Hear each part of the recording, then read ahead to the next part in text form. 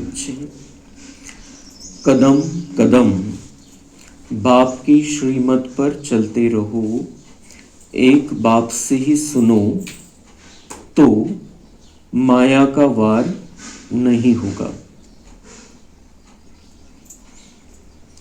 प्रश्न है, ऊंच पद प्राप्त करने का आधार क्या है?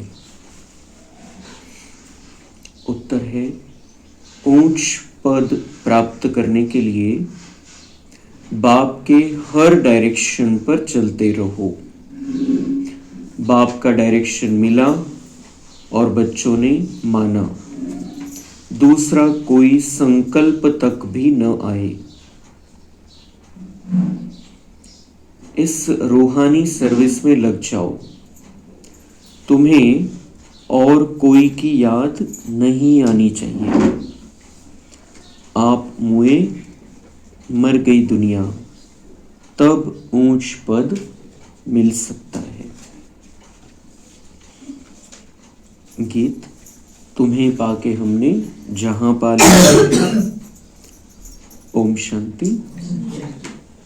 मीठे मीठे रूहानी बच्चों ने गीत सुना, वो है भक्ति मार्ग का गाया हुआ।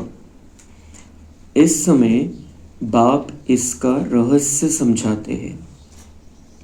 बच्चे भी समझते हैं, अब हम बाप से बेहद का वर्षा पा रहे हैं। वह राज्य हमारा कोई छीन न सके। भारत का राज्य बहुतों ने छीना है ना, मुसलमानों ने छीना, अंग्रेजों ने छीना। वास्तव में पहले तो रावण ने छीना है। आसुरी मत पर यह जो बंदरों का चित्र बनाते हैं, hear no evil, see no evil, इनका भी कोई रहस्य होगा ना। बाप समझाते हैं, एक तरफ है रावण की आसुरी संप्रदाय जो बाप को नहीं जानते, दूसरे तरफ हो तुम बच्चे, तुम भी पहले नहीं जानते थे। बाप इनके लिए भी सुनाते हैं कि इसने भी बहुत भक्ति की है, इनका यह है बहुत जन्मों के अंत का जन्म। यही पहले पावन थे, अब पतित बने हैं। इनको मैं जानता हूं, अभी तुम और किसी की मत सुनो। बाप कहते हैं, मैं तुम बच्चों से बात करता हूं। भगवान हम बच्चों से बात करता है। भगवान आता है धरती पर हम बच्चों से बात करने के लिए, और बातों बातों में हमको मनुष्य से देवता बनने का ज्ञान देता है और शक्ति लेने का रास्ता बताता है। भक्ति मार्ग वालों ने गीत बनाया या फिल्मी गीत है की तुम्हें पाके हमने जहां पा लिया है, ते तर त्यांच्या हिशोबाने भक्ती मार्गाचा विषय आहे तो वेगळा, आणि शिवाय देहधारी, कौन मिल गया, किसको पा लिया, देहधारी को पा लिया। और ऐसे समझते तू मिळाला सगळं मिळालं, तू मिळाली सगळं मिळालं, ऐसे भक्ति मार्ग में या फिर अज्ञान काल में लौकिक दुनिया में समझा जाता है। लेकिन बाद में पता चलता है क्या हाल होता है। लेकिन अभी बाबा को हमने पा लिया है, और बाबा को पा लिया है तो हम स्वर्ग पा रहे हैं। बाबा को पा लिया है तो हमारा राज्य हम फिर से पा रहे हैं। जिस भारत देश में देवी देवताएं रहते थे, उस भारत देश को लूटा गया, कंगाल बनाया गया। किसने छीना भारत का राज्य? भारत का जो देवी देवताओं का राज्य था, जो इतनी सुंदरता थी, इतनी दिव्यता थी, अंग्रेजों ने छीना, अंग्रेजों ने गुलाम बनाया। फिर मुसलमानों ने भी गुलाम बनाया था। जे मुसलमान राज्यकर्ते बाहेरून आले त्यांनी पण गुलाम बनवलं, मग इंग्रजांच्या गुलामगिरीमध्ये आपण आलो। पण बाबा म्हणताय, सगळ्यात पहिले कोणी तुमचं राज्य हिसकावून घेतलं? रावणाने। द्वापर मध्ये या विकारांनी तुमचं राज्य हिसकावलं, म्हणजे जी आपलं आतलं राज्य पण हिसकावून घेतलं, आणि भारतावरती, संपूर्ण भारतावरती जो देवी देवतांचा भारत होता, जिथं देवी देवता राहायचे, तिथं ती राक्षसी प्रवृत्ती यायला सुरुवात झाली। तो बाबा म्हणता है कि अभी तुमने मुझे पा लिया है, तो अभी तुम्हारे लिए मैं स्वर्ग बना रहा हूं, स्वर्ग में जाने का रास्ता बता रहा हूं। और ऐसा राज्य बाबा हमें बनाकर दे रहा है जिसको कोई छीन नहीं सकता, जिसको कोई लूट नहीं सकता, जो हमारी राजाई कभी खत्म नहीं हो सकती है। मतलब जन्म जन्मांतर चलती रहेगी। त्रेता में जाकर, त्रेता का जो जब समाप्ति होगी तब हमारे अंदर का देवत्व लगभग समाप्त हो जाएगा और विकारों की प्रवेशता हमारे अंदर हो जाएगी। अंदर का देवत्व हमारा सबसे पहले लूटा गया, छीन लिया गया। ये विकारों ने आकर भारत को लूटा, भारतवासियों को लूटा जो पहले देवताए थे। तर बाबा म्हणताय आता मी आलेलोय या सगळ्या गोष्टींची क्लॅरिटी देतोय।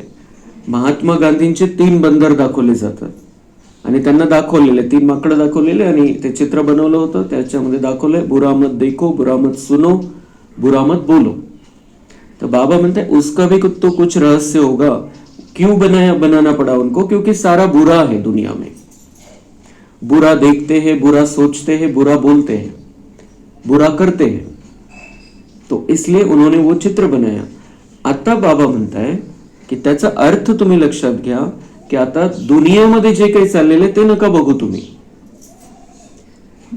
तुम्हाला बघायचंय बाबाचं तो परमधाम आणि येणारी स्वर्गाची दुनिया। बाबांची मत ऐकायची, बाबांच्या मतानुसार आपले कर्म करायचे। और किसी का कुछ जो भी बाबा के ज्ञान के अलावा कुछ भी बातें हैं उसके लिए हमें एक तो दोनों कानों का यूज करना है, एक कान से सुन के दूसरे से छोड़ देना है, या दोनों कानों को बंद कर लेना है। ऐकायचंच नाहीये आणि ऐकावंच लागलं तर मग एका कानाने ऐकून दुसऱ्या कानाने सोडून द्यायचे। तो दुनिया में बुरा है और विकारों से भरा हुआ है, अब हमें उसको नहीं सुनना है, उसको नहीं देखना है, वैसा नहीं करना है, वैसा नहीं बोलना है, वैसा नहीं सोचना है। जो बाबा हमें तैयार कर रहा है देवतापन के लिए, तो वो सारी क्वालिटी हमारे अंदर अभी आनी चाहिए और उसके लिए सिर्फ बाबा को सुनना है, बाबा की बातें सुननी। पक्क करायचं आपल्याला, रिपीटेड सांगायचंय स्वतःला, वारंवार सांगायचंय की आता मला फक्त बाबांचं ऐकायचंय, फक्त बाबांच्या श्रीमतवर चालायचंय। तर मग माझं जे हिसकावलं गेलेलं राज्य आहे, मी स्वतःचा मालक होतो, कर्मेंद्रियांचा मालक होतो, शरीराचा मालक होतो, मी आत्मा मालक होतो, त्याच्यावरती कब्जा झालेल्या विकारांचा। आणि मग मी ज्या देशामध्ये राहत होतो, ज्या धर्तीवरती राहत होतो, त्या धर्तीवरती पण विकारांचं साम्राज्य पसरलं होतं। याच्यापासून मुक्त व्हायचंय तर एक बाबांची श्रीमत बिलकुल आपल्याला पक्क करायचंय। पहली बात तो है पवित्र बनना है, तब ही बुद्धि में धारणा होगी। यहाँ के कायदे बहुत कड़े हैं। बाबा जो बाकी सत्संगों जैसा नहीं है। बाकी सत्संगों में कोई भी कभी भी कैसे भी जाकर बैठ सकता है, कैसी भी स्थिति हो, लेकिन यहाँ पर जब हम बाबा मिलन के लिए जाते हैं तो उसके लिए नियम है। और ऐसे भी कोई मुरली में भी आता है लेकिन धारणा नहीं है तो मुरली भी धारण नहीं होगी, दिव्य गुणों की धारणा नहीं है, खान पान शुद्ध नहीं है, तो इतने सर्वश्रेष्ठ महावाक्य सुन के भी परिवर्तन नहीं आता है। जो इसलिए बाबा कहते यहाँ के कायदे कडे हैं, त्या नियमामध्ये चालावं लागतं, तेव्हा आपल्याला संपूर्ण फायदा घेता येतो, आपलं संपूर्ण भाग्य बनवता येतं। पहले कहते थे 7 रोज भट्टी में रहना है और कोई की याद न आए, न पत्र आदि लिखना है, रहो भल कहाँ भी, परंतु सारा दिन भट्टी में रहना पडे। तर 7 दिवसाचा कोर्स जो आहे त्याचे खूप महत्व होतं पहिले, म्हणजे बिलकुल तुम्ही त्यावरतीच चिंतन मंथन चाललं पाहिजे। ते 7 दिवस रोजचं जे ऐकलेलं आहे त्याच्यावरती मंथन, त्याच्यावर काही प्रश्न असतील सगळं त्या पद्धतीने, दुसऱ्या जास्त कॉन्टॅक्टमध्ये नाही यायचं, असं थोडं एक व्यवस्थितपणा होता त्याला आणि तसंच जीवन पण होतं। आता ते जीवन तसं राहिलं नाहीये, म्हणून जसं जमेल तसं आता कोर्स करून घ्यायचा आहे किंवा फक्त बाबांचा परिचय द्यायचा आहे, अशी परिस्थिती आलेली आहे। अभी तो तुम भट्टी में पड़कर फिर बाहर निकलते हो।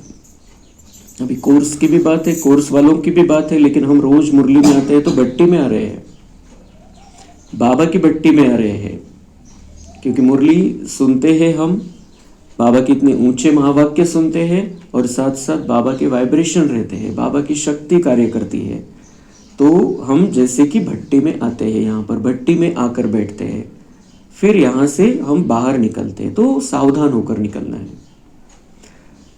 हम यहाँ लक्ष्य लेकर लेने के लिए आते हैं और वो लक्ष्य बुद्धि में लेकर जाने, आज मुझे देवतापन की क्वालिटी को अपने अंदर कल से ज्यादा अच्छी तरह से धारण करना है। जैसे कि फिर वो भट्टी का मुरली सुनने का हम एक अपने लिए खुद के लिए फायदा उठाएंगे। तो बाबा कहते अगर यहाँ भट्टी में आते हो, इतने सुंदर महावाक्य सुनते हो, इतने श्रेष्ठ महावाक्य सुनते हो, फिर भी किसी किसी का क्यों ऐसा हो जाता है कि वो भाग जाते हैं, छोड़कर चले जाते ज्ञान को, या दिन भर में भी याद नहीं रहता है।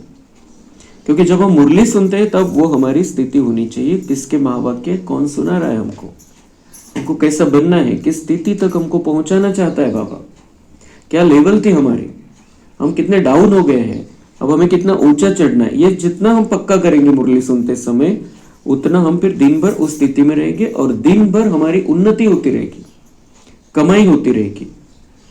तो क्या होता है कि यहां से पढ़कर तुम भट्टी में पढ़कर फिर बाहर निकलते हो, कोई तो आश्चर्यवश सुनंती कथंती, फिर भागंती हो गए। यह है बड़ी भारी मंजिल, बाबा मिल गया, सब कुछ मिल गया, ऐसा समजते। आता काही करायची गरज नाही, उलट तिथपासून सुरुवात आहे आपली करायची। वो समझना एक अलग बात है लौकिक हिसाब से कि बाबा मिल गया, सब कुछ मिल गया, अभी मुझे बाहर का कुछ नहीं चाहिए, मुझ आत्मा को बाहर का कुछ नहीं चाहिए, मैं आत्मा हूं, तो मुझे बाबा से बहुत कुछ लेना है। अब मुझे किसी को ढूंढना नहीं है, भगवान को ढूंढना नहीं है, कोई भक्ति करने की आवश्यकता नहीं है, दुनिया वालों की जो इच्छा रहती है वो इच्छा नहीं रखनी है, मुझे कलयुग में नहीं भटकना है, लेकिन मुझे बाबा मिला है तो बाबा का जो कुछ है वो सब कुछ मुझे प्राप्त कर लेना है। तो बाबा कहते ये भारी मंजिल है। बाबा मिल गया मतलब हो गया ऐसे नहीं है, बाबा मिल गया तो देवत्व की शुरुआत है, भाग्य बनाने की शुरुआत है, पुरुषार्थ की शुरुआत है।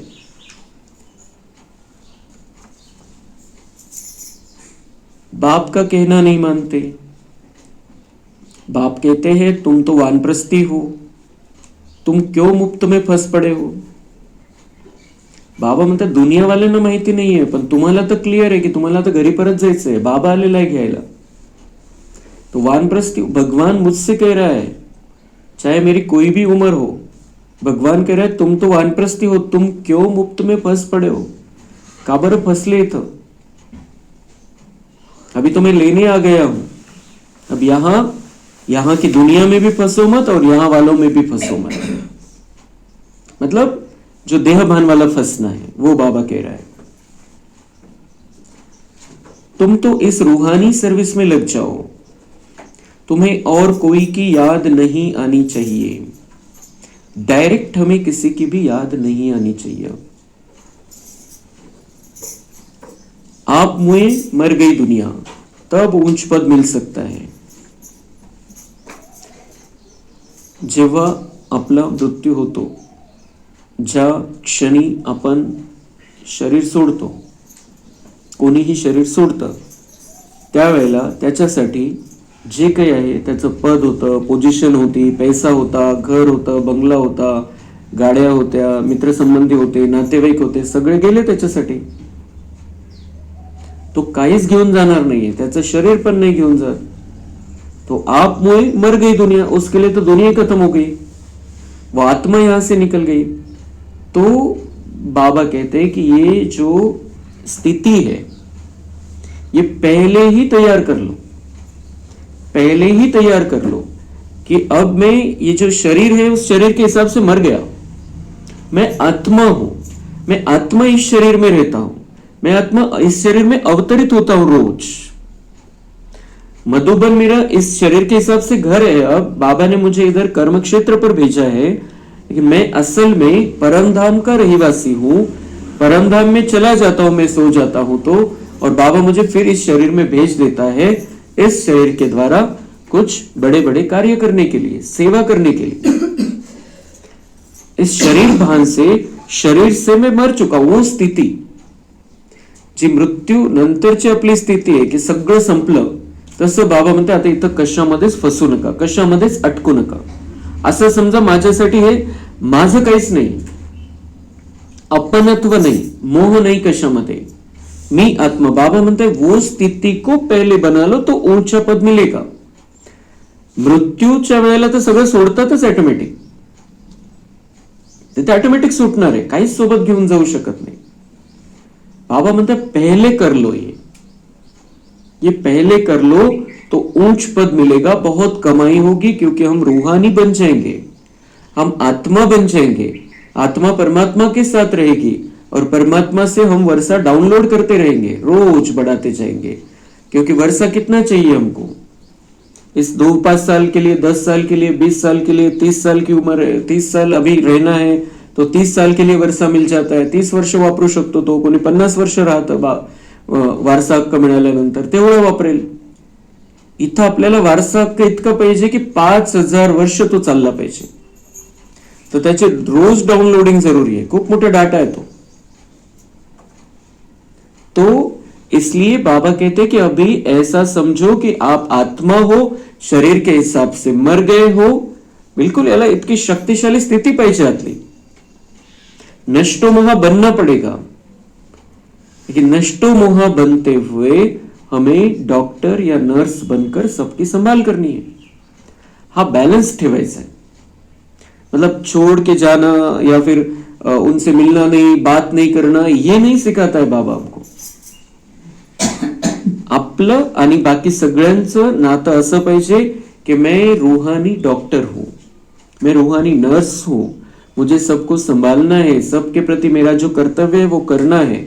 माझं कोणत्याही प्रकारचं काम असू द्या, माझ्याकडे जो आलेला आहे त्याच्यासाठी मी डॉक्टर आहे, त्याच्यासाठी मी नर्स आहे. कारण त्या आत्म्यामध्ये जी बिमारी आहे, सुख शांती नाहीये, प्रेम आनंद नाहीये, शक्ती राहिलेली नाहीये, काम क्रोध लोभ मोह अहंकार भरलेला आहे, कोणी माझ्या समोर आलेलं आहे तर त्याच्यामध्ये ते आहेच.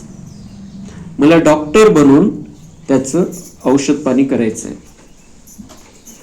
तो ये स्थिति, कोई हमारे परिवार वाला भी, हमारा रिश्तेदार, नजदीक का रिश्तेदार, दूर का रिश्तेदार, हमारे कांटेक्ट में आने वाले, हम कामकाज करते हैं, दुकान में रहते हैं, तो जो भी मेरे पास आ रहा है वो कुछ दूसरे कारण से आ रहा है, लेकिन आत्मा को क्या चाहिए वो मुझे देना है. आत्मा को जो चाहिए वो मुझे देना है. इसका कोई डॉक्टर नहीं है दुनिया में दूसरे. तो ये बहुत ऊंची स्थिति है. आप मुळे मर गई दुनिया, मतलब ये जे मृत्यूनंतरचं जीवन आहे त्याचा खूप सुंदर अनुभव आपल्याला आत्ताच करायचा है.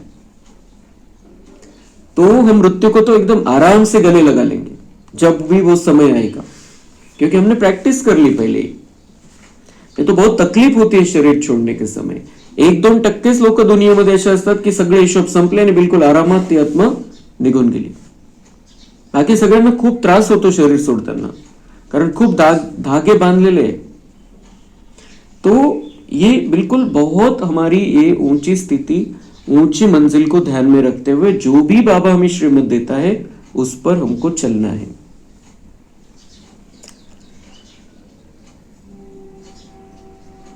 तुम्हारा पुरुषार्थ ही है नर से नारायण बनने का. कदम कदम बाप के डायरेक्शन पर चलना पड़े, परंतु इसमें भी हिम्मत चाहिए, सिर्फ कहने की बात नहीं है. बाबा कहते इसमें हिम्मत चाहिए, असच नहीं होणार ते. ये जो स्थिति हमको बनानी है, इतनी ऊंची स्थिति, न्यारा और प्यारा बनने का ये ज्ञान है. आप मुझे मर गई दुनिया. मोह की रग कम नहीं है, नष्टो मोहा होना है. फायनल पेपर मध्ये जो फायनल प्रश्न येणार आहे त्याची तयारी पहिलेच करायची है. किसी में मोह नहीं, सबके प्रति स्नेह होना चाहिए, मोह नहीं होना चाहिए. मेरा तो एक शिव बाबा, दूसरा न कोई. हम तो बाबा की शरण लेते हैं, हम विष कभी नहीं देंगे.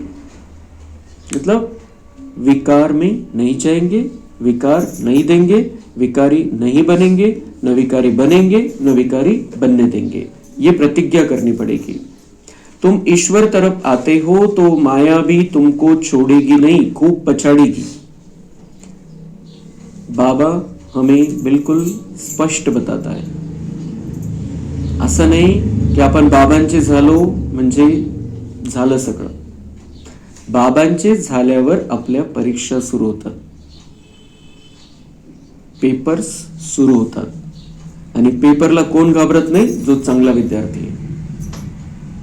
तो पेपर तो आएंगे, पेपर तो आने चाहिए, क्योंकि 63 जन्मों का हमारा संस्कारों का वो प्रभाव है हमारे ऊपर. तो बाबा कोणत्याही प्रकारचं चमत्काराची आपल्याला त्या स्थितीमध्ये नाही ठेवत की मेरे बन गए अभी कुछ नहीं होने वाला, अब बस मेरे भक्त बनकर रहो, ये जो दुनिया वाले गुरु कहते हैं, काहीच होणार नाही आता. भगवान कहता है कि तुम ईश्वर तरफ आते हो तो माया भी तुमको छोड़ेगी नहीं. दोन सत्ता या दुनियामध्ये, ईश्वर आणि माया. ईश्वर की सत्ता, ईश्वर के गवर्नमेंट के हम बनते हैं और ईश्वर हमको राज्य स्थापन करके देता है. बाबा जो दुनिया बनाता है वो सतयुग और त्रेता युग, जहां माया का राज्य नहीं है. लेकिन जैसे जैसे बाबा ने जिनको देवता बनाया उनकी ताकत कम हो गई तो माया का राज्य स्टार्ट हो जाता है. ये 2500 वर्ष चलता है. तो ये माया का, विकारों का साम्राज्य खत्म होना है तो उसको सहन नहीं होता है. तो उसको सहन नहीं होता है मतलब हर एक के अंदर ये माया बैठी है आकर, उसके अनेक प्रकार के रूप है, हर एक की माया अलग अलग प्रकार की है. तो उसका हम खात्मा कर रहे हैं. राज्य चालवलेलं आपल्यावरती, दुनियावरती तर चालवलेलं आहे पण प्रत्येकावरती चालवलेलं आहे. तर ते सहन नाही होत आणि म्हणून ते येणार, परीक्षा घेणार, कारण आपण तिचं जे राज्य तिला हिसकावायला निघालेलो आहे. तो बाबा कहते ये छोड़ेगी नहीं, क्योंकि तुम ईश्वर की तरफ आते हो तो माया छोड़ेगी नहीं, खूप पछाडेगी. जैसे वैद्य लोक कहते, मग बाबा म्हणताय की का बरं होतं असं, रियल कारण काय त्याचं. जैसे वैद्य लोग कहते हैं इस दवाई से पहले सारी बीमारी बाहर निकलेगी, डरना नहीं. कोणतंही आयुर्वेदिक औषध आहे किंवा होमिओपॅथीचं औषध आहे, ते मुळापासून बिमारी दूर करतात. तर ते जे डॉक्टर आहे ते सांगतात की हे औषध तुम्ही चालू केल्यानंतर जे लक्षण पहिले होते ते वाढतात. का बरं वाढतात? कारण की मुळासकट बिमारी जायची आणि म्हणून ते लक्षणं वाढतात. त्रास वाढलेला काही ना काही प्रमाणामध्ये त्याचा त्रास पण वाढतो. तर असं समजायचं की दुखणं बरं होणार आहे आता. तर तसं बाबा म्हणताय की आता हा तुमचा औषधोपचार चालू झालेला आहे. आत्म्यामध्ये जी बिमारी आहे त्यासाठी मी औषधोपचार करतोय. मी आत्म्यांचं सर्जन आहे, मी औषधोपचार करतोय. 63 जन्माचे जे संस्कार दबलेले होते तुमच्यामध्ये ते बाहेर निघतात. त्यामुळे, कारण ते निघायचे बाहेर, त्यांना दाबून टाकलेले पहिले बाहेर निघतील, प्रगट होतील. तर मग आपल्याला असं वाटेल की आपला तो विकार वाढला, आपल्यामध्ये तो पहिले नव्हता, आता कसं काय इतकं होतंय असं. तो बाबा जैसे वो वैद्य, जो वो डॉक्टर भी समझाते हैं पेशेंट को कि आपको डरना नहीं है, चाहे लक्षण बढ़ जाए आप इस दवाई को कंटिन्यू करो, तो फिर धीरे धीरे जो बीमारी है वो जड़ से खत्म हो जाएगी और आप तंदुरुस्त हो जाओगे. तो ऐसे ही बाबा कहता है अगर कोई बुरे संस्कार, बुरा विचार जो पहले नहीं आता था वो भी आ रहा है तो ऐसे समझो कि ये बाहर निकल रहे हैं, प्रकट हो रहे हैं, दबाकर रखे थे, प्रकट हो रहे हैं ये. तो इसलिए घबराना नहीं और पक्का रखना है मन में कि ये बीमारी मेरी निकल जाएगी. बाबा साथ में है, रोज श्रीमत का डोज हम ले रहे हैं, बाबा मुझे योग का इंजेक्शन दिलाता है, वो बाबा से मैं शक्ति लेता हूं, तो फिर ये बीमारी खत्म हो जाएगी, ये रहेगी नहीं मेरे अंदर. तो जो भी संकल्प आता है डरना नहीं है. की असं कसं होतंय, मी बाबांचं आहे तरी असं कसं होतंय, असे कसे विचार येत आहे. पहिले तर असं विचार यायचंच नाही. तो ये लक्षण है कि हम ठीक हो रहे हैं. क्योंकि वो जो विचार आता है उसको ऐसे समझना है कि अभी ये अंतिम बार आया है, अभी मुझे इसको बाबा को सौंप देना है. कोणताही विचार आला, कोणताही काही खराबी, काही जरी मनामध्ये आलं, कोणतंही आपल्या बोलण्यामधून निघून, बोलण्यामध्ये झालं काहीतरी कृतीमध्ये झालं, तो रिपीट नहीं झाला पाहिजे. वो आया है, हुआ है, किस लिए हुआ है? क्योंकि वो बाहर निकला, दब कर रह गया था. तो बाबा कहते ये भी ऐसे है, माया खूब सताएगी, वानप्रस्थ अवस्था में भी विकार के संकल्प ले आएगी, मोह उत्पन्न हो जाएगा, बाबा पहले से ही बता देते कि ये सब होगा, सावधान कर देते हैं। जब हम सावधान हो जाते तो तयारी भी करते हैं। फिर कोणत्याही गोष्टीसाठी आपल्याला आधी जर सावधानी मिळाली तर आपण तयारी करू शकतो। आता समजा जसं ज्या ठिकाणी वादळ येणार असतं, ज्या ठिकाणी सुनामी वगैरे येणार असते, तर पहिले सावधानी भेटून जाते 1 दिवस आधी किंवा 4 तास आधी तरी, तर कमीत कमी ते सुरक्षित ठिकाणी तर निघून जातात सावधानी मिळाल्यावर। तर असं बाबा आपल्याला पहिलेच सावधान करतो की ये होगा, विकारों के संकल्प आएंगे, मोह उत्पन्न हो जाएगा। तर सावधानी मिळाल्यामुळे आपली तयारी पण आपल्याला चांगल्या प्रकारची करायची। आता ये सब होगा, मुझे क्या करना है उस समय मुझे बाबा को याद करना है, ड्रामा की बिंदी लगा लेनी है तुरंत, क्योंकि सावधानी मिल गई, ये होगा। बाबांचे बनलो आणि आता काहीच होणार नाही हे बिलकुल बुद्धीतून काढून टाकायचं। कारण पेपर देऊन पास होऊन आपल्याला पुढचे लेवल प्राप्त करायचे, मोठं भाग्य बनवायचे। जहां तक जिएंगे यह माया की बॉक्सिंग चलती रहेगी, माया भी पहलवान बन तुमको छोड़ेगी नहीं। तो बाबा बहुत पक्का कराते हैं हमको की तुम्ही बिलकुल घाबरू नका काही पण होते। कारण बऱ्याच जणांचे संकल्प असे चालतात की बाबांचं बनल्यावर असं कसं, क्योंकि बाबा बता भी देता है कि आपके ज्यादा हिसाब किताब नहीं रहे, तभी आपका निश्चय पूरा हुआ है, तभी आपका भगवान पर निश्चय है पक्का, क्योंकि आपके हिसाब खत्म हुए, आप हल्के हो गए, तभी तो बाबा को पहचान सके आप। लेकिन ये जो संस्कारों की फाइलें दबी पड़ी है अंदर, वही तो आती है सामना करने के लिए। ते ओपन होता है एक एक फाइल का खुलना, 63 जन्मामध्ये काय काय केलेलं आहे आणि त्याचं सगळं रेकॉर्डिंग आहे मध्ये।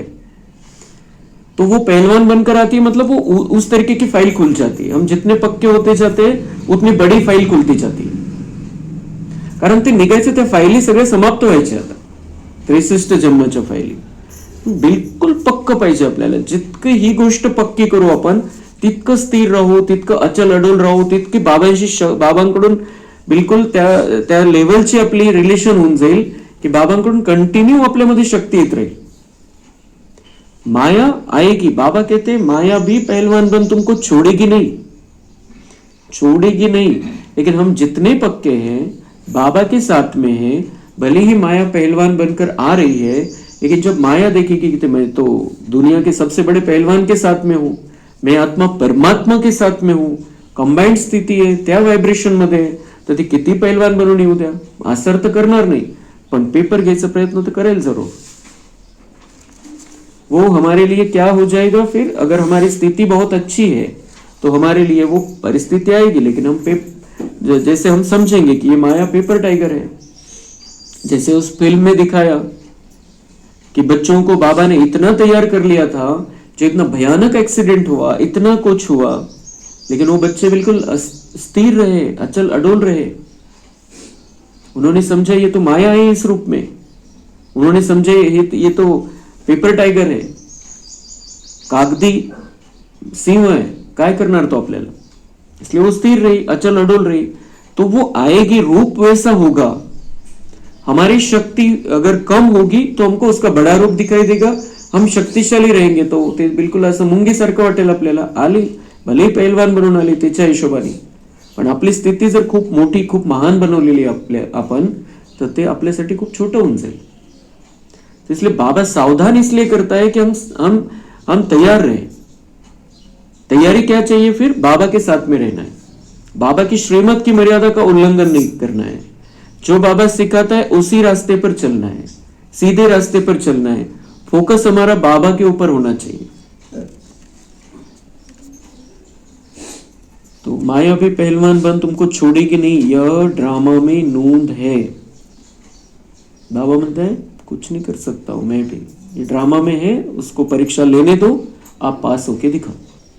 माया का काम है आना, आपका काम है विजयी बनना।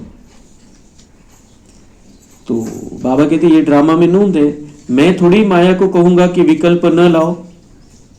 बहुत लिखते हैं बाबा कृपा करो, मैं थोड़ी किसी पर कृपा करूंगा। तो बाबा कहते मैं क्यों कहूं किसी को भी विकल्प न लाओ, क्योंकि आपको अगर विकल्प आ रहे हैं और आप उस पर विजय नहीं पा रहे हो, तो मैं स्वर्ग में कैसे भेजूं आपको। टेस्टिंग तो करावी लागेल. विकल्प आ रहे लेकिन आप उसको कैसे टर्न करते हो ये तो देखना पड़ेगा. तो बहुत लिखते हैं बाबा कृपा करो, मैं थोड़ी किसी पर कृपा करूंगा, यहां तो तुमको श्रीमत पर चलना है. कृपा, बाबा की कृपा यही है हमारे ऊपर कि वो श्रीमत देता है, हमको सावधानी देता है, शक्ति लेना सिखाता है, प्यार देता है. अजून काय करायला पाहिजे त्याने? हे सगळ्यांसाठी सेम आहे. तुमको श्रीमत पर चलना है. कृपा करू फिर तो सब महाराजा बन जाए.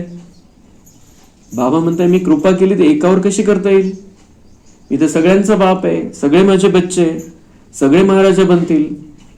मग सगळे जर महाराजा बनले तर आपल्यासाठी मग जे सफाई करायची आहे, जे आपल्यासाठी तिथले ड्रेस बनवायचे, ज्वेलरी बनवायची आहे, विमान बनवायचे, कोणी मग प्रत्येकाचा आपला आपला पार्ट आहे. कृपा केली तर बाबांना सगळ्यावरती सरसकट कृपा करावी लागेल. इसलिए बाबा श्रीमत देता है, बाबा ट्रेनिंग देता है, बाबा सिखाता है, सावधानी देता है. उस पर जो जितना चलते हैं उस अनुसार उनका पद रिकॉर्ड हो जाता है, फिक्स हो जाता है. तो ड्रामा में भी है नहीं. बाबा म्हणतात कृपा करायचं ड्राम्यामध्ये असतं तर मी जरूर केली असते. ड्राम्यामध्येच नाहीये की मी कोणावरती विशेष कृपा करू. जसं आपल्याला माहिती आहे की ब्रह्मा बाबा स्वतःसाठी पण कधी कधी बाबांना म्हणायचे की माझा खोकला बंद करा तुम्ही, म्हणजे तुम्हाला हा रथ चांगला वापरता येईल. रथ चांगला वापरता येईल म्हणजे चांगल्या प्रकारे मग सेवा होईल. अजून पण बाबांनी सांगितले तुम्हारा कर्म भोग है, तुमको इसको चुकतू करना है. बिल्कुल सीधा. उन पर भी बाबा ने कोई कृपा की नहीं. बाबा ने कहा कि थोड़ा बहुत इसको मैं एक्स्ट्रा दे देता हूं क्योंकि इसका रथ यूज करता हूं मैं, लोन पर लिया है तो उसका देना पड़ेगा कुछ ना कुछ, लेकिन बाकी उसके जो कर्म भोग है वो उसको ही चुकतू करने. और उन्होंने किए. हमने देखा, समझा. अव्यक्त मास चल रहा है, 18 जनवरी आ रही है, हमने ब्रह्मा बाबा की कहानी को बहुत अच्छी रीति से समझ लिया है. आता काही जास्त आपल्याला जाणून घेण्याची आवश्यकता राहिलेली नाहीये, इतकं आपल्याला सगळं माहिती झालेलं आहे. तो हमें ये बिल्कुल पक्का रखना है कि बाबा की कृपा हम पर बरस रही है, उसके महावाक्य हम तक पहुंचते हैं, इतनी सुंदर बातें, धारणा की बातें बाबा हमको समझाता है, शक्ति लेने का रास्ता बताता है. ये बहुत बड़ी कृपा है. ये सब पर नहीं होती है, सब उसके पात्र नहीं बनते, सब नहीं पहुंचते बाबा के पास. ये तो बाबा की कृपा हो रही है. और फिर बाबा की ये कृपा जब हमको मिलती है तो उसके आगे के स्टेप है कर और पा. कर और पा, करो और प्राप्त करो. मैं जो कहता हूं वो करो और प्राप्त कर लो.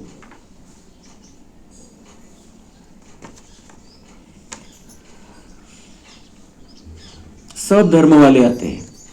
बाबा कोणत्या धर्माचा थोडीच आहे, एका धर्माचा. सब धर्म वाले बाबा के बच्चे हैं. जो और धर्म में ट्रांसफर हो गए होंगे वह निकल आएंगे. जो देहधारियों के जो धर्म है, देवी देवता धर्म था हमारा, आदि सनातन देवी देवता धर्म, ये देह का कोई विषय नहीं, आत्मा का धर्म था. हम उस स्थिति में रहते, उस वैसे धर्म में हम रहते थे.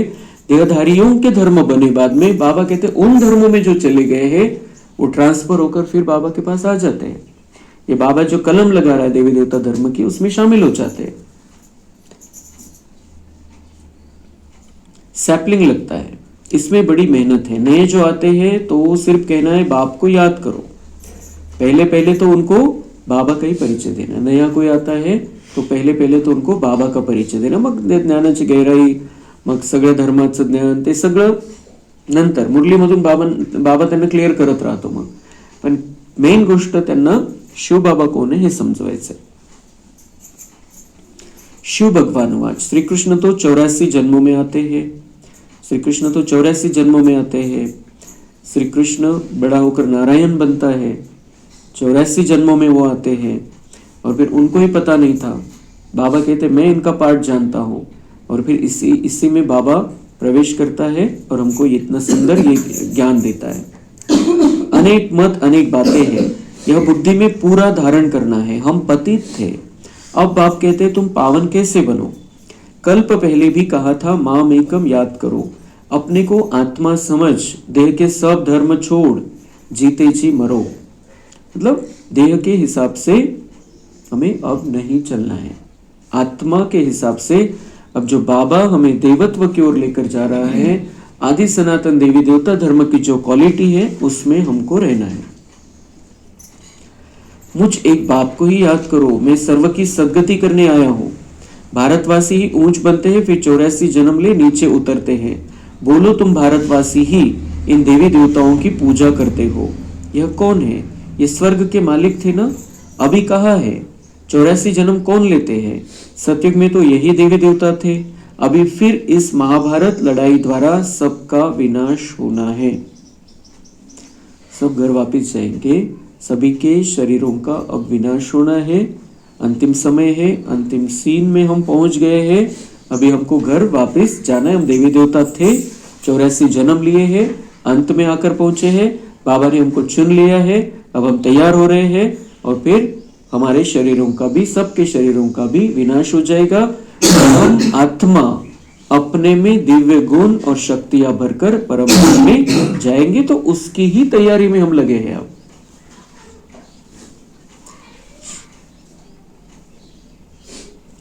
अभी सब पतित तमो प्रधान है, मैं भी इनके बहुत जन्मों के अंत में ही आकर प्रवेश करता हूँ।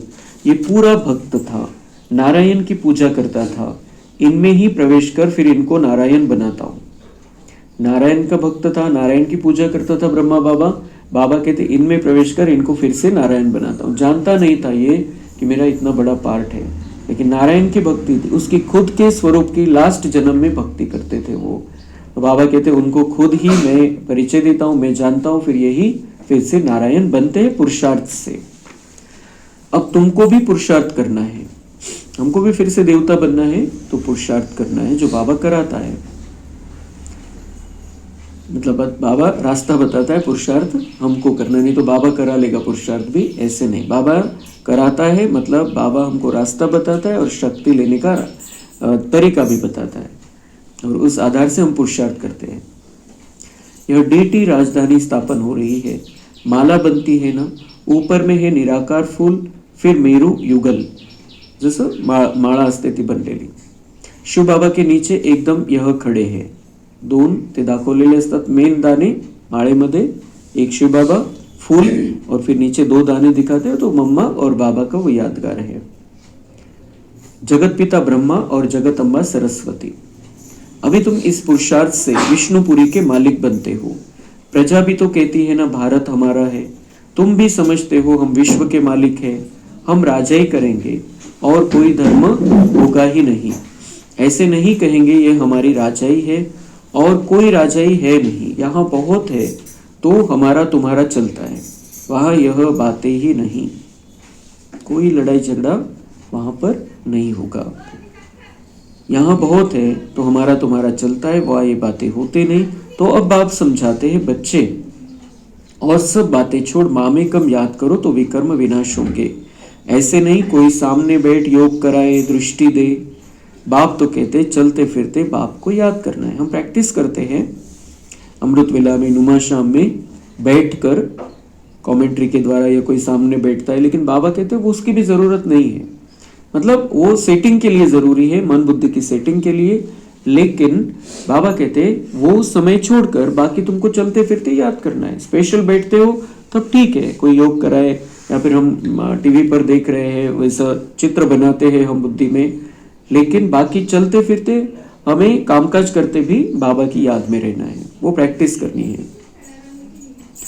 अपना चार्ट रखो, सारे दिन में कितना याद किया, सवेरे उठ कितना समय बाप से बातें की।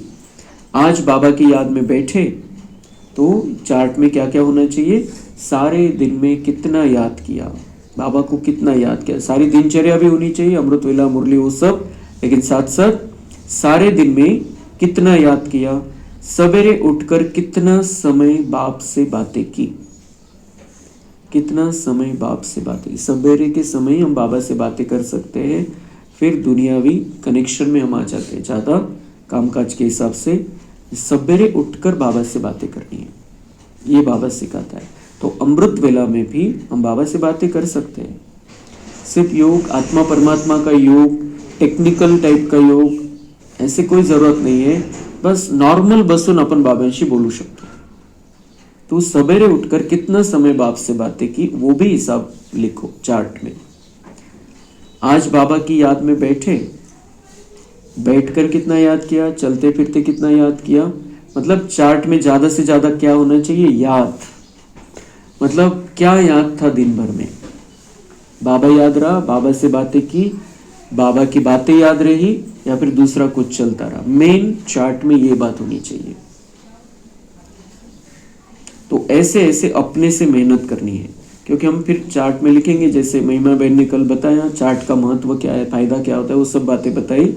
तो ये मेहनत ऐसे ऐसे अपने से मेहनत करनी है. नॉलेज तो बुद्धि में है, फिर औरों को भी समझाना है. यह किसकी बुद्धि में नहीं आता है कि काम महाशत्रु है. 2-4 वर्ष रहकर फिर माया का थप्पड़ जोर से लगने से गिर पड़ते हैं. फिर लिखते हैं बाबा हमने काला मुंह कर दिया. बाबा लिखते थे काला मुंह करने वाले को 12 मास यहाँ आने की दरकार नहीं है. कोई धारणा कर रहा है, नियमों में चल रहा है, पवित्रता का पालन कर रहा है, लेकिन बाबा कहते काला मुंह कर दिया एक बार, तब से 12 महीने पकड़ो. 12 महीने यहाँ आने का ही नहीं है. मधुबन के दरवाजे बंद. तुम बाप से प्रतिज्ञा कर फिर विकार में गिरे, मेरे पास कभी नहीं आना. भगवान कह रहा है यायचं नाही इथं. प्रतिज्ञा करके विकार में गिरे, मेरे पास कभी नहीं आना. बड़ी मंजिल है. आप आए ही हैं पतित से पावन बनाने. तो हर प्रकार के विकार से दूर रहना है. हम बिल्कुल हल्के होकर बाबा से मिलने मधुबन में जाए तो बहुत सुंदर अनुभव होता है. यहाँ तो बाबा कोई विकारी को बैठने भी न दें. तो बाबा कहते हैं कि बाबा एक तो नियमों में कुछ चलते, कुछ झूठ बोलते. कोई 2-5% तिथं जे असतात मधुबनला बाबा मिलनला आलेले दीदींना खोटं बोलून आलेले असतात. वातावरण पण बिघडवतात आणि स्वतःला तर काही फायदा होतच नाही. तो लेकिन बाबा कहते हैं इतना मतलब बाद में तो स्ट्रिक्ट होने ही वाला है, लेकिन थोड़ा सा बीच में कुछ समय ये थोड़ा ढीला चल रहा है. हम देखते हैं कि कभी कभी कोई गलत भी वहां पर आ जाते हैं. नियमाचं पालन नाही आहे, काहीतरी थोडं आहे वे, थोडं दिसून येतं तिथं कधी कधी. तो बाबा की तो इच्छा नहीं है कि कोई ऐसा भेजा जाए वहां पर. कदम कदम पर बाप से राय लेनी पड़े. सरेंडर हो जाए तो फिर बाप कहेंगे अब ट्रस्टी बनो, राय पर चलते रहो. पोता मिल बताएंगे तब तो राय देंगे. बाबा म्हणते मला तुमचं अकाउंट द्या दिवसभराचं, मग तुम्हाला मी त्याचं काय सोल्युशन आहे ते मी मुरलीच्या द्वारे सांगेल किंवा तुम्हाला टच करेल. यह बड़ी समझने की बातें हैं. अच्छा, मीठे मीठे सिक्के लधे बच्चों प्रति माता पिता बाप दादा का याद प्यार और गुड मॉर्निंग. रूहानी बाप की रूहानी बच्चों को नमस्ते. हम रूहानी बच्चों की रूहानी बाप दादा को याद प्यार गुड मॉर्निंग नमस्ते. वहाँ बाबा वहाँ, शुक्रिया बाबा शुक्रिया. अभी और एक मुरली है, उसमें ही रात्रि क्लास है बाबा का 15/6/1968, म्हणजे 6 महिन्यापूर्वी, बाबांच्या अव्यक्त होण्याच्या 6 महिन्यापूर्वी. त्याच्यामध्ये बाबांची कशी संपूर्ण स्थिती बनलेली ते पण लक्षात येतं आपल्याला.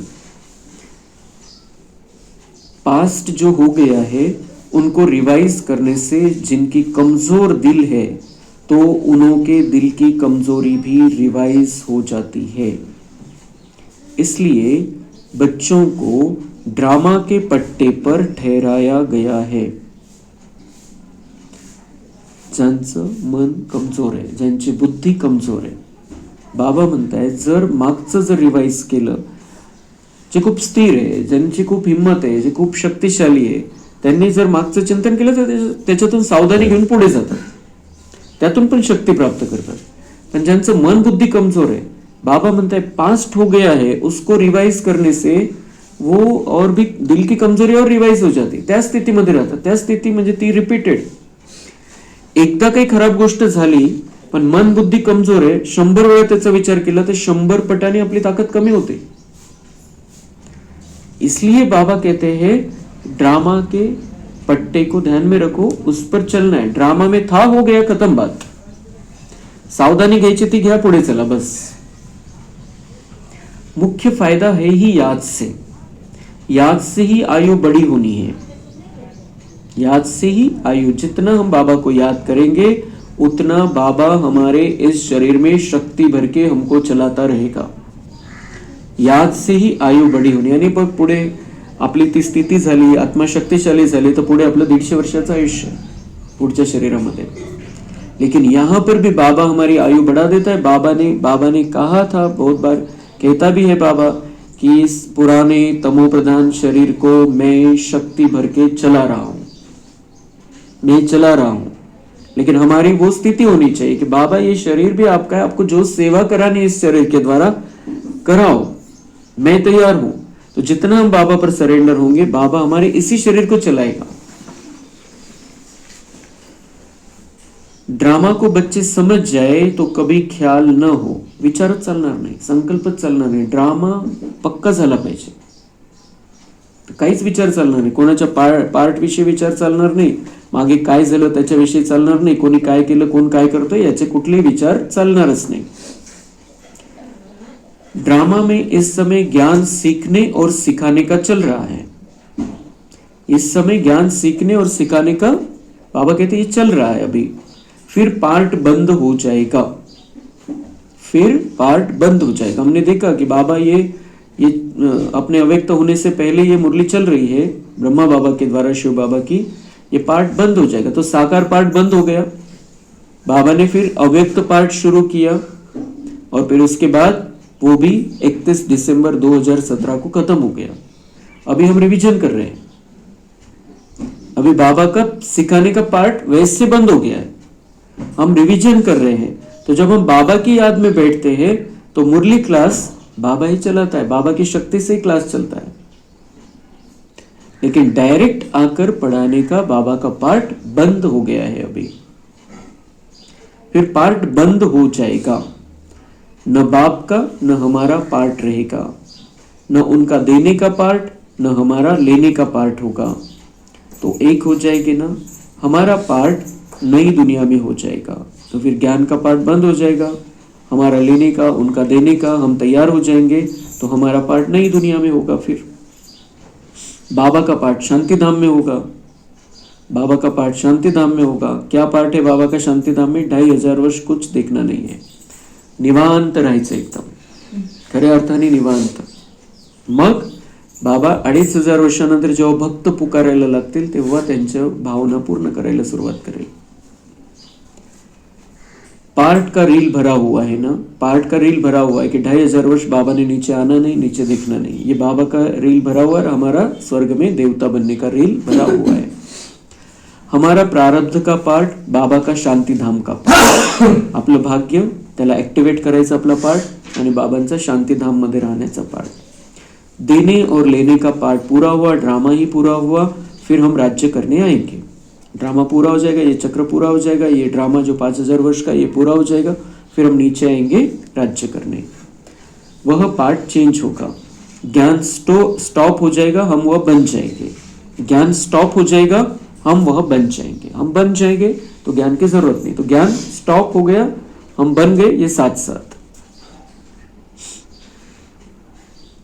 पार्ट ही पूरा तो बाकी फर्क नहीं रहेगा, बच्चे और बाप का भी पार्ट नहीं रहेगा। कितनी बड़ी बात है, बाबा कह रहे हैं बच्चे और बाप का भी पार्ट नहीं रहेगा, तो संबंध नहीं रहना आपला।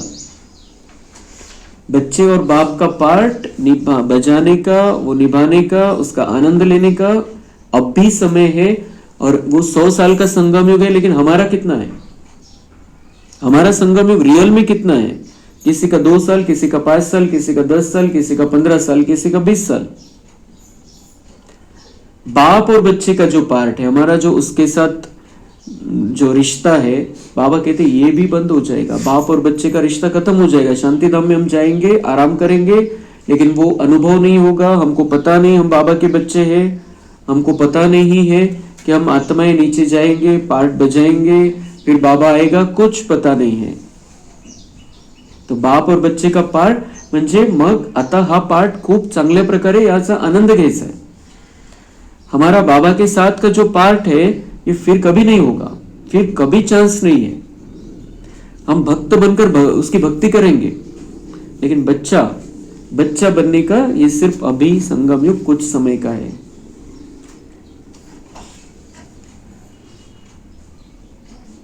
यह भी ज्ञान को पूरा ले लेते हैं, उनके पास भी कुछ रहता ही नहीं है, तो ये भी ज्ञान को पूरा ले लेते हैं। ब्रह्मा बाबा भी ज्ञान को पूरा ले लेते हैं, उनके पास भी कुछ रहता ही नाही आहे, त्यांच्याकडे पण नाही राहत। जो मेन पार्टधारी आहे ड्राम्यामधला, त्यांच्याकडे पण हे ज्ञान नाही राहत। राधाकृष्णाच्या रूपामध्ये ते मम्मा बाबा राहतील, लक्ष्मीनारायणच्या रूपामध्ये राहतील, त्यांच्याकडेही हे ज्ञान शिल्लक नाही राहत। परंपरेने कसं येईल मग खाली?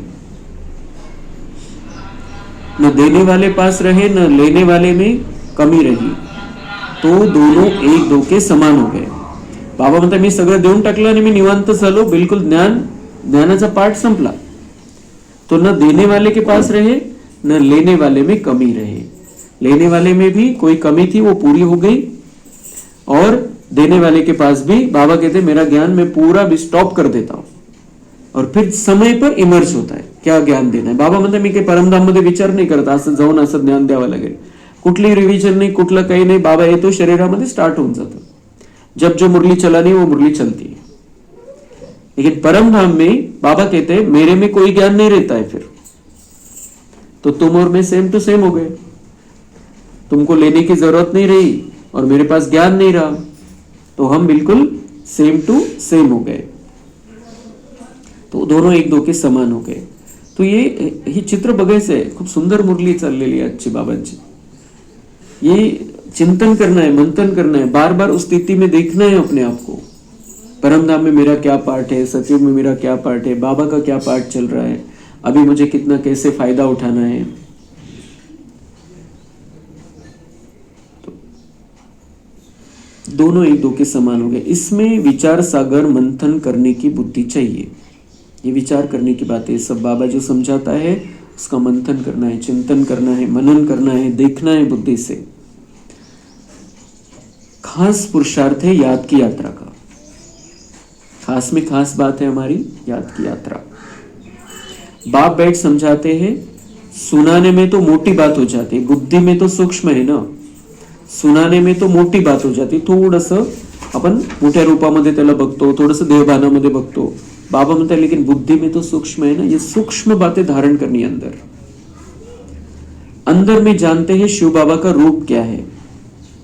भले हम देखते हैं साकार में ब्रह्मा बाबा को देखते हैं, दादी गुलजार को देखते हैं, लेकिन अंदर हमें बिल्कुल पक्का होना चाहिए आत्मा बैठी अंदर, आत्मा समझा रही है। तो बिल्कुल शिव बाबा का रूप हमारी बुद्धि में रहना चाहिए, हमारा रूप बुद्धि में रहना चाहिए सदा। तो वो कनेक्शन जुड़ा हुआ रहेगा और बाबा से करंट भी आती रहेगी। ज्ञान की बातें तो मिल रही है, लेकिन उसके साथ साथ करंट भी चाहिए हमको, उनको एक्टिवेट करने के लिए। बाबा नॉलेजफुल है, फिर हम भी फुल हो जाएंगे। बाबा नॉलेजफुल है, हम भी फिर फुल हो जाएंगे। इतना सुंदर बाबा की महावाक्य है। बाबा नॉलेजफुल है, नॉलेज से फुल है, हम भी फुल हो जाएंगे। मतलब नॉलेज से भी फुल हो जाएंगे और ऐसे भी कांटे से हम फूल बन रहे हैं। पाने के लिए कुछ रहेगा नहीं। कब?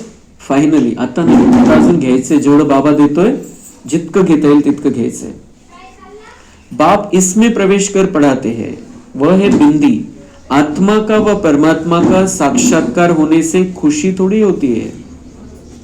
बाबा म्हणते काय आनंद आहे त्याच्यामध्ये, बुद्धीने समजा। आत्मा आणि परमात्म्याचा साक्षात्कार होण्यामध्ये कोणता आनंद आहे, किती काय बघणार, छोटासा पॉइंट बघणार आपण, तर त्याच्यामध्ये काय आनंद आहे, कशासाठी पाहिजे तुम्हाला साक्षात्कार। बाबा म्हणताय की माहित झालं तर बुद्धीच्या डोळ्यांनी बघत चला, क्योंकि उनको फिर देखना ही होता है। जिनको ये साक्षात्कार होता है, कभी कभी उनको लगता है कि मुझे अभी नहीं दिखा, आता मला आत्मा दिसली नहीं, आता मला परमात्मा दिसले नहीं, त्याच चक्कर मध्ये पडून राहतो। तो बाबा कहते हैं उससे खुशी थोड़ी होती है, त्या चक्कर मध्ये पडूच नका। जब बाबा को दिखाना होगा, कराना होगा, कोई समय आवश्यकता होगी तो बाबा करा देगा। मेहनत कर, बाप को याद करना है, विकर्म विनाश होंगे। बाबा म्हणते ये देखने की प्रैक्टिस मत करो, दिखना ही चाहिए ऐसा मत करो, मेहनत करके बाप को याद करना है। जर दिसलं तर काय मेहनत आहे त्याच्यामध्ये, आणि दिसेल कसं, पाच तत्वांनी बनलेलं नाहीये ते, साक्षात्कारच व्हावा लागला. किती वेळा साक्षात्कार करवल बाबा आपल्याला. तो बाबा कहते मेहनत कर, बाप को याद करना. ये मन बुद्धि की मेहनत है. मेहनत करके बाबा को याद करना है तो विकर्म विनाश होंगे. बाप कहते हैं मेरे में ज्ञान बंद हो जाएगा तो तेरे में भी बंद हो जाएगा. मेरे में ज्ञान बंद हो जाएगा तो तेरे में भी बंद हो जाएगा. ज्ञानाचा प्रभाव रहेगा. इतने इसलिए उन्होंने ये स्पेशल मुरली डाली है इसमें आज, क्योंकि अभी बाबा मिलन भी आ रहा है, बाबा का मास भी है, तो ये तैयारी हो जाती है फिर हमारी. क्योंकि अभी हमको बाद में बंद हो जाने वाला है. अभी जितना ले सकते हैं उतना हमको लेना है. नॉलेज लेकर ऊंच बन जाते हैं. सभी कुछ ले लेते हैं फिर भी बाप तो बाप है ना. बाबा तो बाबा रहेगा. बाबा म्हणते सगळं देऊन टाकतोय तो आपल्याला, पण बाप तो बाप रहेगा. हम कभी भी बाप थोड़ी बन सकते. हम तो बच्चे रहेंगे कभी भी. मतलब अहंकार में नहीं आना. इसलिए बाबा कहते हैं बाप तो बाप रहेगा. दुनिया में वो डायलॉग बहुत प्रसिद्ध है, बाप तो बाप रहेगा. तुम आत्माएं आत्मा ही रहेंगे, बाप होकर तो नहीं रहेंगे, परमात्मा होकर तो नहीं रहेंगे. जैन धर्मामध्ये म्हणतात की तुम्ही इतकं पुरुषार्थ करा, इतक्या चांगल्या प्रकारे तुम्ही ती स्थिती आपली बनवा, आत्मा परमात्मा बन जाएगी. बाबा कहते बाप तो बाप रहेगा. यह तो ज्ञान है. बाप बाप है, बच्चे बच्चे हैं. ये सभी विचार सागर मंथन कर डीप में जाने की बातें हैं. वरवरून नका ऐकू बाबा म्हणताय. हे खूप गहऱ्या गोष्टी आहे. म्हणून साधू संन्यासी जे आहेत त्यांना नाही दिल्या. बाबा म्हणताय त्यांच्या बुद्धीमध्ये हठयोग होता, ते अशा सूक्ष्म मध्ये नसते गेले. उनको नहीं दिया बाबा ने ये ज्ञान. हम डीप में जा सकते हैं, हमारे अंदर वो क्वालिटी है, बाबा को पता है, इसलिए ये गहरा ज्ञान बाबा हमको दे रहा है. तर वरवरून मुरली नका ऐकू बाबा म्हणताय. त्याचं चिंतन मंथन आतल्या आत ती स्थिती बनली पाहिजे. तेव्हा ते हे प्रॅक्टिकल मध्ये ज्ञान येईल, त्याचा आपल्याला फायदा जाणवेल रोजच्या जीवनामध्ये पण. ये भी जानते हैं जाना तो सभी को है, सभी चले जाने वाले हैं, बाकी आत्मा जाकर रहेगी. सभी सबको जाना है, देह के हिसाब से सबको जाना है, सभी चले जाने वाले हैं, बाकी आत्मा जाकर रहेगी. वहां पर परम धाम में आत्मा जाकर रहेगी. शरीर सबका जाने वाला है. जिस शरीर के आधार से हमारा सबके साथ संबंध है वो रहने वाले ही नहीं है. तो मिटने वाले इस दुनिया से, इस दुनिया वालों से क्यों दिल लगानी है हमको. बहुत तकलीफ होती है फिर जाने के बाद. बाकी आत्मा जाकर रहेगी. सारी दुनिया ही खत्म होनी है, इसमें निडर रहना होता है. बाबा सगळं पुढचं चित्र दाखवतोय. दुनिया संपणार है, दुनिया ही खत्म होनी है, महापरिवर्तन होना है. तो बहुत करोड़ों हजारों लाखों शरीर छोड़ेंगे. हमको पता चलेगा कि ये हो रहा है, ये चले गए, वो चले गए, वो चले गए, ये हो गया. बाबा कहते निडर रहना है इसमें. चला गया मतलब वो आत्मा तो चली गई, वो नहीं गया. आत्मा गई है उस शरीर से.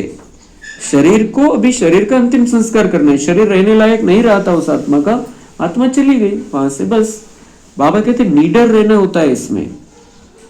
कोणाचा मृत्यू बघितला, कोणाचं ऑपरेशन, घाबरतात लोक. बाबा कहते अभी तो बहुत बड़ा बहुत पावरफुल ऑपरेशन होने वाला है दुनिया का. अभी से हमें निडर रहने की प्रैक्टिस करनी है. कुछ भी हो जाए, कुछ भी सुना, धक्का नहीं बसला पाहिजे. पुरुषार्थ करना है निडर होकर रहने का. शरीर आदि का कोई भी भान न आवे. इसलिए देह भान वाली बातों से दूर रहना है हमको. शरीर आदि का कोई भी भान न आवे. कभी भी आत्मा समझेंगे हम तो निडर रहेंगे.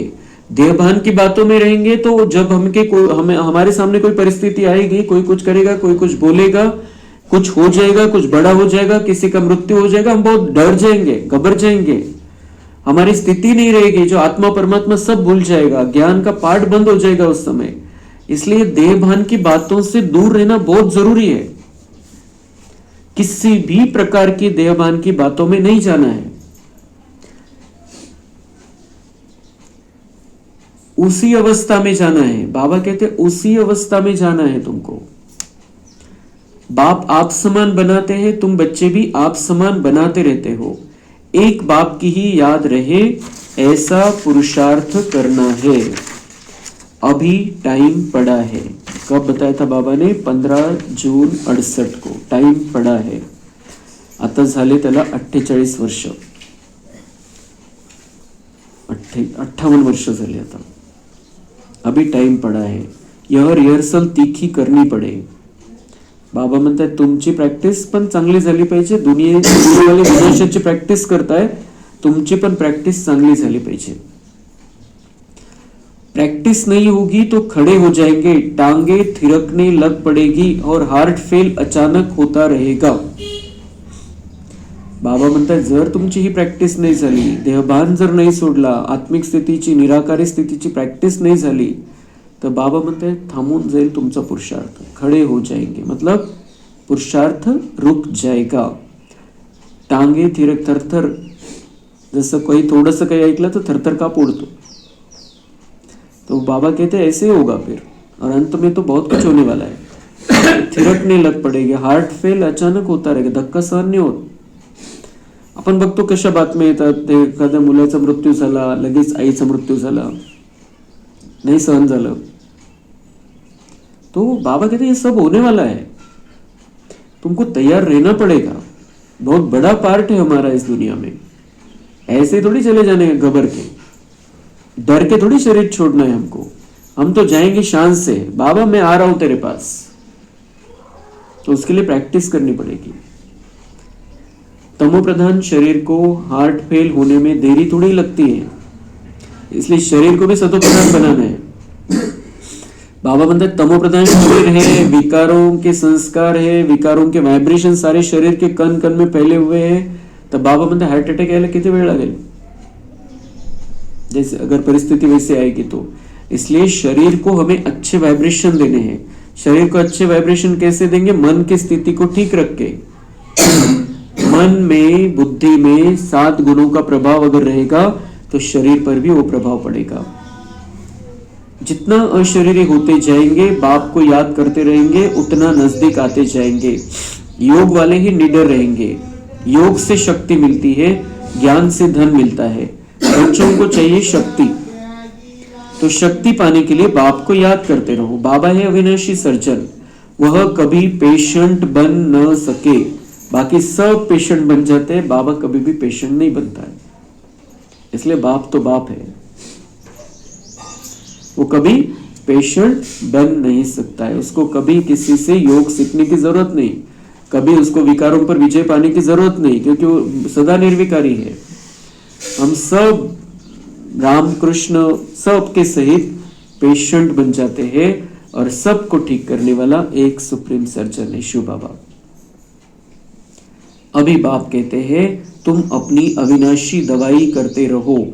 हम ऐसी संजीवनी बूटी देते हैं जो कभी कोई बीमार न पड़े. बाबा हमें ऐसी संजीवनी बूटी देता है, हम ऐसे तैयार हो जाते हैं जो उस दुनिया में पहुंच जाते हैं. 2500 वर्ष हम बीमार नहीं पड़े. बीमारी क्या है ये पता नाही, काही दुखतंय आणि कसं तरी होतंय. 2500 वर्ष काहीच होणार नाही,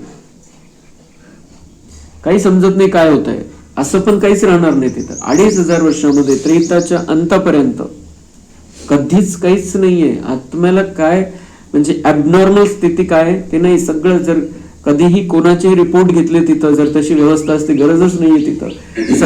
सगळे नॉर्मल रिपोर्ट सगळ्यांचे दुनियेमध्ये सगळे 33 कोटी होऊन जातील त्रेताच्या शेवटी. 33 कोटींचा जर रिपोर्ट काढला लॅब मधून, सगळे नॉर्मल रेंज मध्ये राहतील, ए टू झेड. कैसी दुनिया बाबा बना रहा है. आणि इथं जर आपण रिपोर्ट काढला, एकाचाही रिपोर्ट नॉर्मल येणार नाही, काही ना काही तर कमी जास्त राहील. इथं सगळे जेवढे 800 कोटी आत्मे रिपोर्ट काढला सगळ्यांचा, तर काही ना काही ॲबनॉर्मल येईल, काही ना काही कमी राहील, काही ना काही जास्त राहील.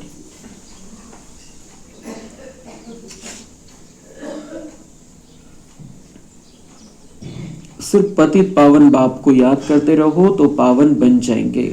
देवताएं सदैव निरोगी पावन है ना.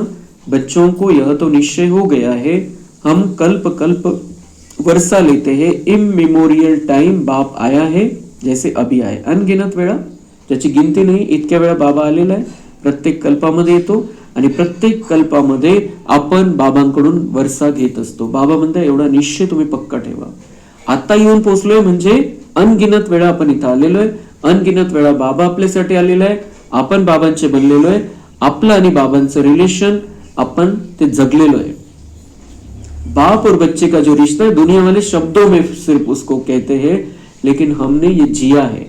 हम बाबा के बच्चे हैं, हम भगवान के बच्चे हैं।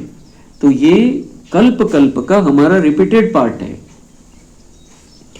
यह ज्ञान मार्ग बाप ही बताते हैं, बाप ही आकर नीचे से ऊपर उठाते हैं। जो पक्के निश्चय बुद्धि है वही माला का दाना बनते हैं।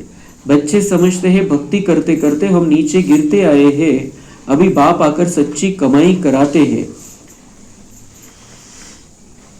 अच्छा, बच्चों को गुड नाइट और नमस्ते। रात की मुरली हम रूहानी बच्चों का, रूहानी बाप दादा को गुड मॉर्निंग, गुड नाइट, नमस्ते, वाह बाबा वाह, शुक्रिया बाबा शुक्रिया। धारणा के लिए मुख्य सार है, माया पहलवान बन सामने आएगी, उससे डरना नहीं है। माया जीत बनना है, कदम कदम श्रीमत पर चल, अपने ऊपर आपे ही कृपा करनी है। बाप को अपना सच्चा सच्चा पोता मेल बताना है, ट्रस्टी होकर रहना है, चलते फिरते याद का अभ्यास करना है। वरदान है, रूहे गुलाब बन दूर दूर तक रूहानी खुशबू फैलाने वाले रूहानी सेवाधारी भव। वरदान ऐकायचंय, बाबा डोक्यावरती हात ठेवून आपल्याला वरदान देतोय आणि स्वतःला बघायचं की मी जसं गुलाबाचा फूल आहे, काटे आहेत पण मी गुलाबाचा फूल आहे, शान मध्ये मी फुललेलो आहे आणि सुगंध पसरवतोय। या आपलं असं चित्र बनवून गुलाबाच्या फुलामध्ये, फुलाच्या रूपामध्ये स्वतःला बघायचंय आणि बाबांचा आशीर्वादाचा हात। कृपा नहीं करता है वो, लेकिन वो झूठ बोलता है, कभी कभी झूठ बोलता है। उसकी कृपा तो हम पर निरंतर बरसती, हम बच्चों पर बरसती है। स्पेशल हम बच्चों पर उसकी कृपा है, उसकी नजर हम पर है, उसका वरदानी हाथ हमारे ऊपर है, उसकी छत्र छाया में हम चलते। अगर हम उससे जुड़े हैं तो हम और वो एक हो गए हैं तो उसकी कृपा ही है, वो चल रही है कंटिन्यू, लेकिन वो स्थिति हमको बनानी पड़ेगी।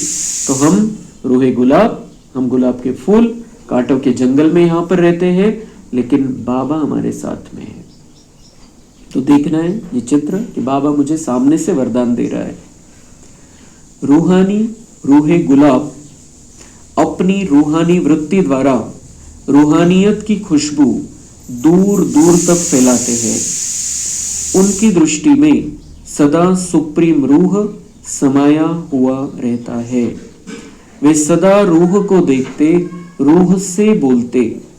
मैं रूह हूं, सदा सुप्रीम रूह की छत्र छाया में चल रहा हूं। मुझ रूह का करावनहार सुप्रीम रूह है। ऐसे हर सेकंड हाजुर को हाजिर अनुभव करने वाले सदा रूहानी खुशबू में अविनाशी और एक रस रहते हैं। यही है रूहानी सेवाधारी की नंबर 1 विशेषता। तो ये हमारी नंबर 1 विशेषता है, हम रूहानी सेवाधारी है। अपने आप को समझाना है। 18 जनवरी तक बाबा मिलन, इस बार का ये 2026 का बाबा मिलन है, स्पेशल हो जाना चाहिए। तो इसमें हमको ये स्थिति बनानी है। आज से लेके अभी 4-5 दिन है, तब तक हमें ये स्थिति बनानी है। वरदान मिल गया बाबा से, गुलाब के फूल जैसा रहना है। गुलाब के फूल जैसे हम रहेंगे, हमको पता है कांटे हैं, लेकिन मुझे फूलना है और सुगंध देना है। सबको सुगंध देना है। कब देंगे? जब हम अपने आप को रूह समझेंगे, स्वतःला आत्मा समझायचं। आता बिल्कुल क्लॅरिटी पाहिजे। बाबा बोलते ये समझाने में तो ऊपर ऊपर की बात है, लेकिन आप इसका अंदर में लेके जाओ।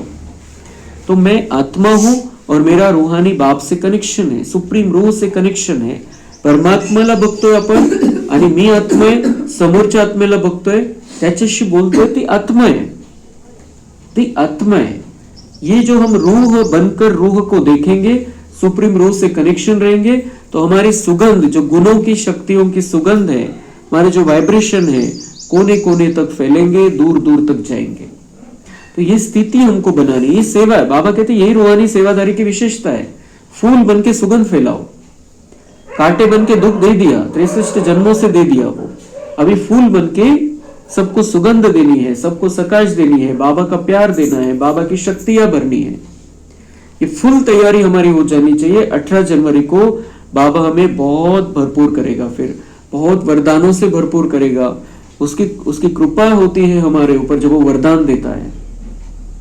उसके लिए फिर हमको मेहनत नहीं करनी पड़ती। अगर हम ऐसे रह के दिखाएंगे 4-5 दिन, तो उसकी बरसात होगी कृपा की हमारे ऊपर, स्पेशल बरसात होगी। प्रॅक्टिस करायची, त्या स्थितीमध्ये राहायचं। बाबांशी असंच नाही भेटायचं आपल्याला, यहाँ मिल रहे हैं, मधुबन में जाके मिल रहे हैं। हमको हमारी मन बुद्धि को सेट करना है अभी 4-5 दिन के लिए। बहुत सुंदर अनुभव हमें होगा 18 जनवरी को। स्लोगन है, निर्विघ्न बन, सेवा में आगे नंबर लेना, अर्थात नंबर 1 भाग्यशाली बनना। सेवा में आगे नंबर किसका है? जो निर्विघ्न है। मतलब विघ्न नहीं आते ऐसा नहीं, विघ्न तो आने वाले, बाबा ने बता दिया। लेकिन निर्विघ्न मतलब एक तो विघ्न आने के पहले खत्म हो जाए, दूर से खत्म हो जाए, और आए भी तो हमारे ऊपर असर न करे, प्रभावामध्ये नाही। आपण घाबरलेलो आहे, काहीतरी चिंतेमध्ये, टेन्शन आलेलं आहे, परेशान झालेलो आहे, उदास झालो, निराश झालो, ती स्थिती नहीं। निर्विघ्न स्थिति मतलब बहुत स्थिर, अचल अडोल, वो स्थिति, ये है सेवा में आगे नंबर लेना। ऐसा हमको नंबर 1 भाग्यशाली बनना है। विघ्नों का, संकटों का, निंदा का हमारे ऊपर कोई असर ही न हो। अव्यक्त इशारे हैं। ब्राह्मण जीवन में देह का बंधन, संबंध का बंधन, साधनों का बंधन सब खत्म हो गया ना। कोई बंधन नहीं, बंधन अपने वश में करता है और संबंध स्नेह का सहयोग देता है। तो बाबा कहते हैं अभी आप अलग बन जाओ, अलग हो जाओ, फूल बन जाओ। ये कांटे हैं, सब विकार कांटे हैं। फिर हमारे जो सबके साथ संबंध बन गए थे, सब बिगड़ चुके थे। 63 जन्मों का हिसाब किताब है। लेकिन अभी बाबा कहते न्यारे और प्यारे बन जाओ। अभी मेरे बन गए हो, मेरी गोदी में रहो, थोड़े समय का साथ है। तो देह के संबंधियों का देह के नाते से संबंध नहीं, लेकिन आत्मिक संबंध है। ऐसा नहीं कि सगळं तोडून पळून जायचं है। बाबा कहता है देह का संबंध नहीं है, वो पार्ट है हमारा बस, लेकिन हमारा आत्मिक संबंध है। वो आत्मा, मैं आत्मा, हम बाबा के बच्चे सब। तर मग ते बंधन नाही होणार। आपण जे काही कर्म करतोय त्याच्यातून आपलं कर्म बांधले नाही जाणार, पाप कर्म नहीं बनणार। इसलिए बाबा कहते हैं अभी सबके साथ आत्मिक संबंध। ऐसे ब्राह्मण अर्थात जीवन मुक्त। अच्छा, ओम शांति।